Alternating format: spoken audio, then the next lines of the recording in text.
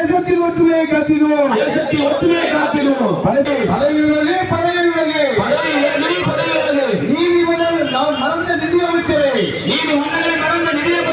மறந்த நிதியமைச்சரே, ஏழை தோழிய மோடியே, மோடி அரசு உடனடியாக மிகப்பெரிய வெள்ளம், அதாவது உலக வரலாற்றில் 100-120 நாட்களுக்கு முன்பாக பெய்த பேரழிவு ஏரல் மாநகரம் முற்றிலும் பாதிக்கப்பட்டது. நிர்மலா சீதாராமன் அவர்கள் வந்தார்கள்.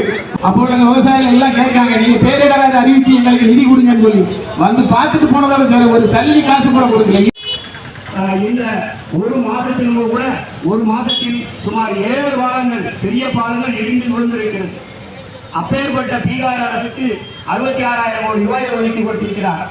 யாருக்கு அந்த அரசு மக்களுக்கு ஏதாவது ஒரு தொழிற்சாலை ஆரம்பித்தால் அது பிரயோஜனமாக இருக்கும். சும்மா நிதி என்று அந்த நிதியை ஒதுக்கி கொடுத்திருக்கிறார். ஒரு திட்டத்தையும் ஒரு நிதியையும், வாக்களிக்காத மக்களுக்கு ஒரு திட்டத்தையும் நிதி என்று மாற்றாந்தாய் சிந்தனையோடு இந்த மண்ணிலே ஆட்சி செய்கின்றது என்று சொன்னால், ஒரு ஆட்சி இருக்கிறது என்று சொன்னால் அது இந்த பாஜகவுடைய மோடி ஆட்சி தான் என்பதை அங்கு புரிந்து கொள்ள வேண்டும்.